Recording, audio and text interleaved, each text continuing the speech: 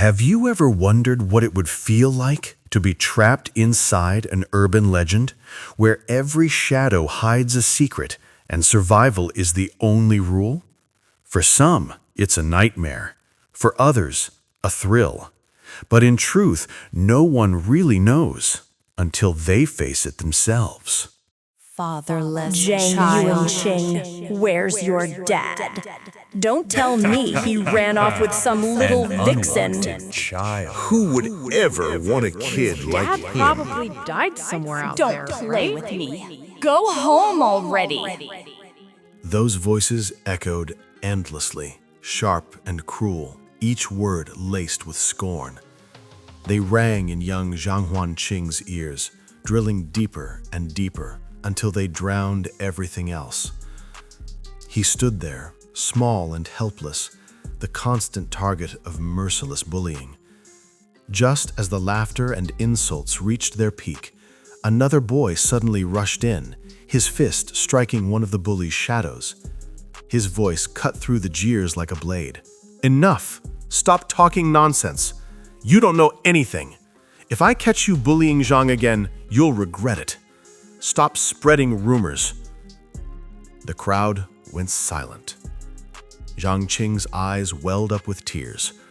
"Brother Bing," he whispered.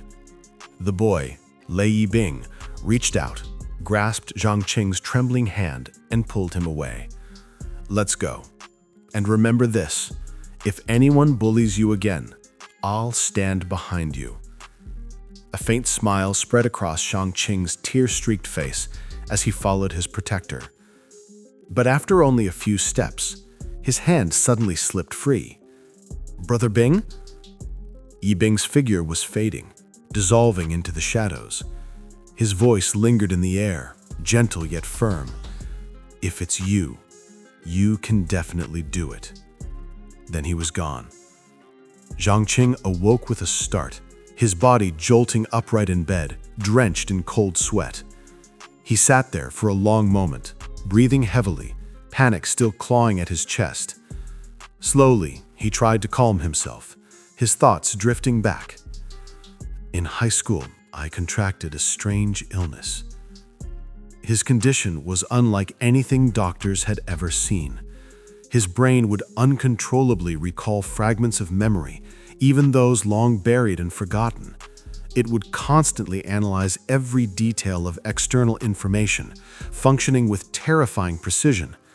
His brain's control over his body grew to an almost supernatural level. Whenever the symptoms flared, the headaches were unbearable, splitting pain that made him feel like his skull was cracking open. The hospital had no answers. They couldn't even identify the cause. But thanks to a special medicine his mother had managed to obtain from abroad, he had been able to suppress it, at least temporarily. Recently, however, he noticed something troubling. The medicine's effects were weakening. Perhaps his body had grown tolerant, and the dosage no longer worked as it once did. As he was lost in thought, a voice came from outside his room. "Yuanza, you've got a package. I left it on the shoe cabinet by the door. Hurry up and get ready. Breakfast's almost done." "I'll be right there," Yuan-Ching called back. He got up, still unsettled from his dream. As he stepped out, his aunt greeted him. "Auntie's taking you to buy clothes later." But Yuan-Ching's attention was fixed on the package. There was no sender listed. Before he could examine it, a sharp glare from his grandmother pinned him in place. One of those unspoken looks every Asian child knew too well. Her eyes practically screamed, "Don't you even think about going with your aunt. If you dare, I'll break your legs." Yuan-Ching sighed. "She's the one taking me. If anything, shouldn't you break her legs instead?" "Don't talk back, just do as I say," his grandmother snapped. His aunt quickly joined the fray, clearly with her own agenda. "Mom, come on. Yuanzi is already in his 20s. It's the perfect time for him to be dating. If he doesn't dress up nicely, how is he supposed to find a girlfriend?" Yuan-Ching immediately realized what she was doing. She was using him as a shield again. His grandmother, however, wasn't so easily fooled. I don't see how you two are working together. Your aunt is sneaking off to a blind date today. If she doesn't remarry soon, who's going to take care of her when she's old? Mom, it's all a misunderstanding. Yanqing tried to cut in, but it was useless. His aunt pushed back. If you've got time to worry about her, maybe you should worry about my big brother instead. And honestly, the blind dates you've been arranging for me, every single one of them has been creatively unattractive. Can you really blame me?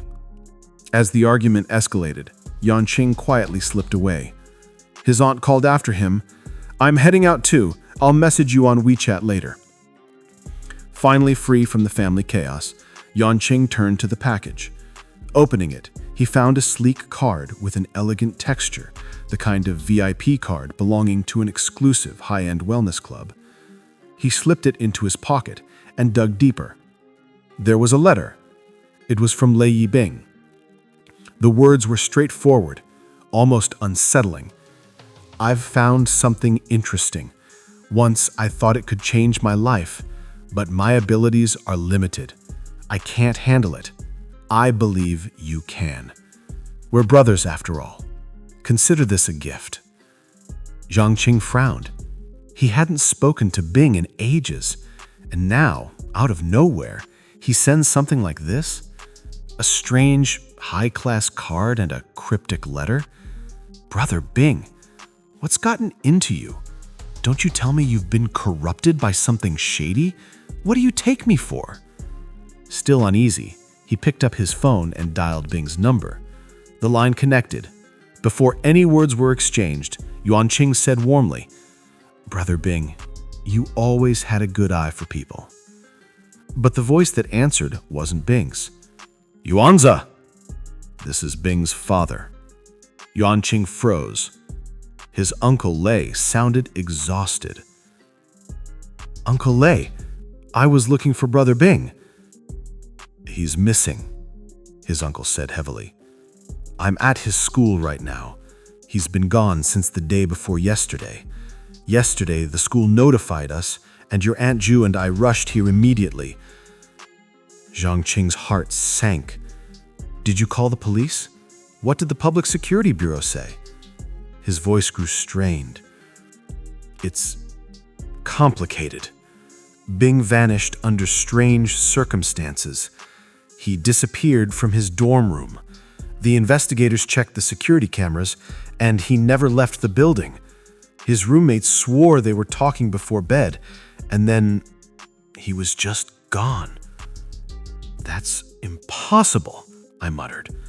Even a 3-year-old wouldn't believe someone just vanished into thin air. How could that happen? The school and the police told us to go home and wait for updates, but we haven't slept a wink. Uncle, don't panic. Grandpa and my cousin both work at the bureau. I'll ask them what to do. Zhangqing reassured him, but as he ended the call, unease gnawed at him. Bing's sudden disappearance, the mysterious black card delivered to his door. He reached into his pocket to take another look at it, only to find it gone. Vanished. Just like Bing. A sharp pain exploded in his head. Zhangqing clutched at his skull, desperately reaching for his pills. As Yuanzi swallowed his pills, the sharp sting in his head dulled, though the weight of everything, Brother Yibing's words, the mysterious card, his sudden disappearance, still pressed heavily on his mind. Just then, a voice called from outside his room. Chang Yuanquang, the investigators from the Kongyang District Public Security Bureau are here for you. Yuanzi froze mid-step. People from my cousin's unit? Looking for me?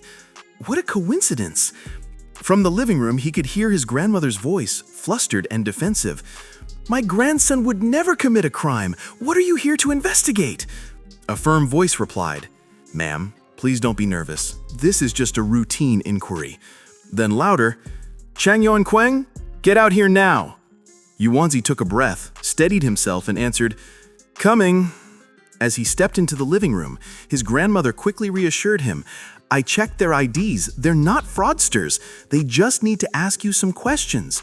But Yuanqing, You're not doing anything bad behind my back, are you? Of course not, Grandma, he said gently. Turning toward the investigators, Yuanzi studied them carefully. Aren't these people my cousin's colleagues? He straightened his posture, put on a calm expression, and welcomed them in. Please, sit. Let's begin. The lead investigator asked directly, Do you know Lei Bing? Yes, Yuanzi replied with a nod. We grew up together. His face showed mild confusion, though inside he already knew what this was about. Feigning ignorance, he continued, Why? Did something happen? The investigators exchanged glances. They explained Yi Bing's disappearance. He acted shocked, furrowing his brows. One of them leaned forward. We also confirmed that Lei Bing sent you a package before he disappeared. Is that correct? Impossible! Brother Bing just vanished? Yuanzi replied. The investigator's expression hardened. Just answer yes or no. Before the tension could rise, another voice interjected lightly. Wang Tai, don't scare the student. Relax, Yuan Cheng. Just think of this as a casual chat. Yuanzi nodded slowly. Yes, I did receive a package some time ago, but there was no sender's name, so I didn't know who it was from. The man pressed. What was inside? Nothing, Yuanzi answered flatly. The box was empty. Empty? Yeah, some bubble wrap. That's it. The black card vanished into thin air, which is the same as nothing being there. I'm not lying, Yuanzi reminded himself. The lead investigator leaned back, observing him closely. As the last person with indirect contact with Lei Bing, we'd like to inspect your room, your computer, and your phone. It's not mandatory, but it would be in your best interest not to refuse. Yuanzi forced a calm smile. Go ahead. It's the best way to prove my innocence. The lead investigator gestured to a young woman beside him. Guanya, you check. She rose with a faint smirk tugging at her lips. Chang Yuan Qing, hand me your phone. Yuanzi hesitated, fingers tightening around the device. What's wrong? Guanya asked, raising a brow. He mumbled awkwardly, just some self-study stuff, but eventually handed it over. Her grin widened. Relax, we'll only look into matters related to Lei Bing. While she worked, Yuanzi decided it would look suspicious if he stayed silent. He turned back to the investigator. Can I ask more about Brother Bing's disappearance? The man gave him the same explanation Uncle Lei had. No new details. Yuanzi narrowed his eyes. Is he hiding something? Before Yuanzi could press further, his tone grew cold. Listen carefully. If you find any clues, notify us immediately. Do not hide anything. Otherwise, the next person to go missing could very well be you. The words carried the weight of a threat. Yuanzi forced himself to nod. Understood. Moments later, Guanya returned, still smirking. All clear, she reported. The look on her face unsettled Yuanzi. He clenched his jaw as the team stood to leave. The lead investigator handed him a business card. If you hear anything about Lei Bing, contact us right away. I will, he replied, and please let me know if you hear anything about him first. They nodded, then left. His grandmother muttered anxiously, Yi Bing was perfectly fine. How could he just vanish? I should visit his mother when I have a time. My head hurts, Grandma, Yuanzi said softly. I'm going to lie down. When Grandpa comes back, please tell him what happened, and have him contact Uncle Lei. All right, she said with a sigh. Meanwhile, inside the investigator's car, the lead man asked, So, Guanya, did you find anything? A mischievous spark lit her eyes. Oh, I made a major discovery. Speak. There are dozens of hidden folders named VWO50 and Crazy Thursday, she smirked. Turns out Chang Yuan Quang has a thing for mature women in black stockings. His study materials are full of them. Strangely enough, his recycle bin is squeaky clean, not a single file in it. The lead man's face darkened. And he's got a wide social circle, joined all sorts of groups, but he's only active in gaming chats and LSP groups. Aside from a game console, there's nothing for entertainment in his room. His real personality's more reclusive than he lets on. He pinched his bridge of the nose. This is your so-called major discovery. I've told you before, he scolded. Stop acting like a hooligan. No dirty jokes. It's an awful habit, and it's not elegant, in the slightest. Guanya rolled her eyes. Don't be so boring. A well-timed joke helps lighten the mood. She leaned back in her seat, finally serious. That said, there really wasn't any useful data on his phone or computer, but the letter Lei Bing sent him, it was tucked under a flower pot. The lead man's expression sharpened. So Yibing did send him something. Unsurprisingly, it was the character card. We just don't know what class it belongs to yet. The car grew silent. Finally, the lead man said, "We'll come back tomorrow, if he hasn't gone missing by then." Yuanzi sat in front of his PC, mind racing, replaying everything that had happened. He tried to piece it together logically. If Brother Bing's disappearance wasn't a coincidence but man-made, then the true target had to be the black card. That meant a third party, beyond the security bureau, was involved. And if Bing chose not to report anything to the bureau, then it meant he didn't trust them. Yuanzi shared that sentiment. He knew better than to put blind faith in those investigators. The safest option should have been to confide in his cousin from the bureau, but unfortunately, he couldn't reach him right now. And even if he could, how was he supposed to explain the card's sudden disappearance? The more he thought about it, the heavier the pressure felt, like his chest was being crushed. His spiraling thoughts were abruptly interrupted by his aunt, banging on the door, her voice sharp and indignant. "Why are you ghosting me? Not answering my calls, ignoring me on WeChat. Does your aunt's words mean nothing to you? After everything I bought for you, this is how you treat me." Yuanzi groaned, about to get up to answer, when a searing headache exploded in his skull. It was as if his brain was being set ablaze. Meanwhile, his aunt's tirade continued through the door. "Do you know how badly I got bullied today, and you're not even going to do anything about it?" In the background, his grandmother intervened. "He had a headache this afternoon, probably went to bed already. Don't disturb him." The grandmother asks the aunt to tell her about her blind date and how it went. She says, "The guy earns over $1 million a year, has his own car and house, but I don't really like him. He makes too much money." This absurd statement nearly made her grandmother choke with fury. But Yuanzi barely registered any of it. His headache intensified until through the haze of pain, he noticed something impossible. A black dot appearing on his forehead. Beneath it, a faint progress bar slowly began to fill. His breath caught. The shape, the pattern, it was identical to the black moon etched on the mysterious card. Realization dawned. The black card hadn't vanished, it had been absorbed into his body, embedding itself as a mark he couldn't yet comprehend. He remembered Bing's words, "If it's you, you can definitely do it." So this was the gift his brother left him, something powerful enough to change his life. Someone must have coveted it, forcing Bing to secretly send it to him, and that, perhaps, was why he vanished. The progress bar inched forward, stalling at 99%, before finally completing. A system message pops up. Character card reboot complete. A translucent interface materialized before him, displaying stats like name, race, class, level, skills, experience, and morality. The morality tab carried a stern warning: never let morality drop below 60. In the past, you may have had no choice, but from now on, you must be a good person. Yuanzi stared in disbelief. It was exactly like the systems he had read about in online novels. The system prompted him to enter a name. He tried communicating, but his intelligence stat was too low. He muttered bitterly. He expected to get some cheat skills. Still, he typed in his real name, Zhang Huanqing.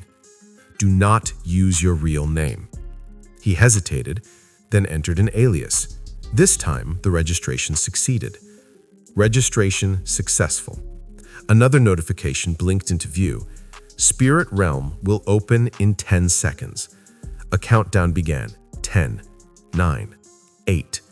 When it hit 0, darkness swallowed everything. Spirit Realm map loaded. Welcome to Night Wanderer Surplus Spirit Tunnel.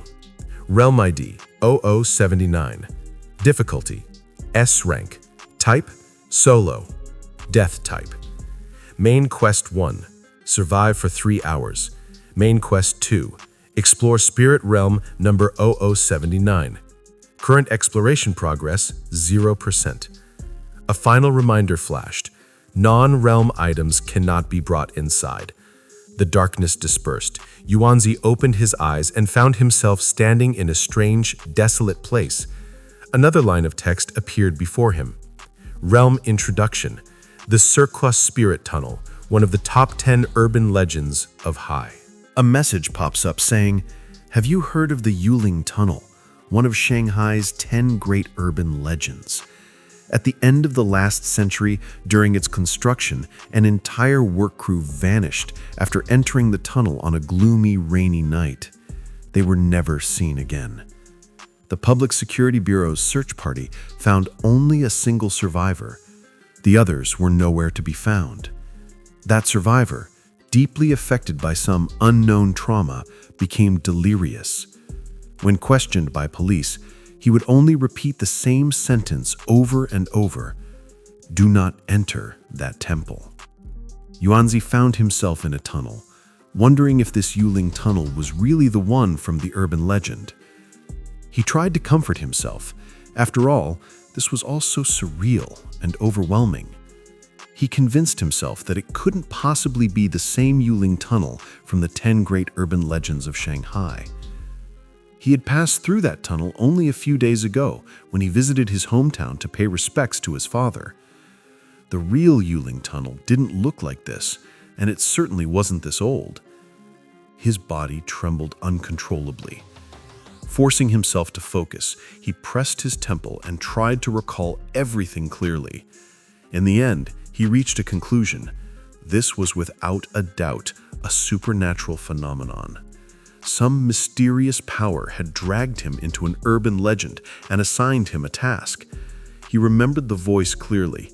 It had given him 2 objectives: survive for 3 hours and explore the spirit realm. The difficulty was S rank, and the type was Solo, Death type. If the mission required him to survive, then danger was guaranteed. And since exploring the spirit realm meant exploring this tunnel, it followed that this tunnel itself was dangerous. But since this was a quest, there had to be some kind of reward. Recalling his stats again, he noted that his class was listed as Night God, and his level was 0. That likely meant becoming a Night God was one of the rewards. But what exactly is a Night God, he wondered. The one from the legends? He recalled Brother Bing's words and finally understood. He was right. This black card really could change his life. But there was another part Bing had said, the one he had ignored until now. It's hard to handle. That most likely referred to the danger and difficulty. As he was still thinking about how bad a death-type spirit realm sounded, he suddenly heard footsteps approaching. Turning his gaze, he saw corpse-like zombies, several of them. But to his surprise, they didn't attack or chase him. He turned his head in the other direction. More zombies stood there as well, but they too made no move to approach him. Instead, they all raised their arms, pointing in unison toward one side. Following their gesture, Yuanzi saw it. At the far end of the tunnel, looming in the shadows, stood an old mansion. Yuanzi takes off running, desperate to escape the tunnel. This was supposed to be a solo death-type spirit realm, so by logic, those corpses should have been attacking him. But strangely, not only did they spare him, they even seemed to be guiding him somewhere. His mind circles back to the quests: survive 3 hours and explore the realm. If he just hides out in the tunnel, wouldn't those corpses eventually turn on him? Then maybe they're pointing him to where he's supposed to go, or it's all just a trap. Either way, staying still feels like certain death. Moving forward is the only choice. He breaks into a sprint until he finds himself in a forest. It's eerily silent. No insects, not even the rustle of animals. That silence weighs on him heavier than the corpses did. At last, he spots the structure, a mansion-like building. On closer look, it's actually a temple. His heart skips. Didn't the system warn him earlier? Don't step into the temple? Could this be that very place? He hesitates. Maybe he should go back. But if he's already come this far, isn't this where he's supposed to explore? Could the corpses have been pointing him here? He re-examines the quests. Separately, they look manageable, but combined, they're terrifying. Survive 3 hours while exploring this ruined temple. His chest tightens. Entering might kill him. Going back might kill him too. He mutters bitterly under his breath, cursing Brother Bing. You call this a gift? This isn't beginner difficulty, it's straight up nightmare mode. This isn't 36D, this is 36Z, and the club you gave me is really lethal. It's weird. On one hand, it tells him not to enter the temple, but on the other, it encourages him to go inside and explore. Yet, in the end, he moves further. Forget it. No risk, no reward, he mutters as he presses against the heavy gates. The temple groans open, faint light spilling through its windows. His blood runs cold. Suddenly, he hears something. Faint footsteps. Or was it just his imagination? His scalp prickles. First it's the sounds, then come the ghosts, he thinks. Heart pounding, he whispers into the darkness. Hey, if something's really here, don't take it out on me. I've never wronged anyone, unless, well, you count browsing certain questionable websites, study material. The sound grows closer. Fear takes over and he bolts inside. Just like that, the footsteps vanish. Catching his breath, he looks ahead and freezes. Rows of stone statues line the hall. One in particular looms larger than the rest, towering above him. For a split second, Yuanzi swears its eyes are following him. As he moves closer, it seems like the statue is only getting taller. And so the line between myth and reality grows thinner. What began as a whisper of an urban legend has now become a deadly reality, one where survival is uncertain and every step forward only deepens the mystery. This is just the beginning, and the story is far from over. What do you think will happen next? Will he uncover the truth or be consumed by the darkness of the spirit realm? Let me know your thoughts in the comments below. Thanks for watching, and if you enjoyed this recap, do not forget to like the video, share it with fellow fans, and subscribe so you won't miss the next recap. Thank you for tuning in to Dope Manhwa, dope tales, epic scales, where every panel never fails. See you all in the next video. Get ready for more epic action coming your way.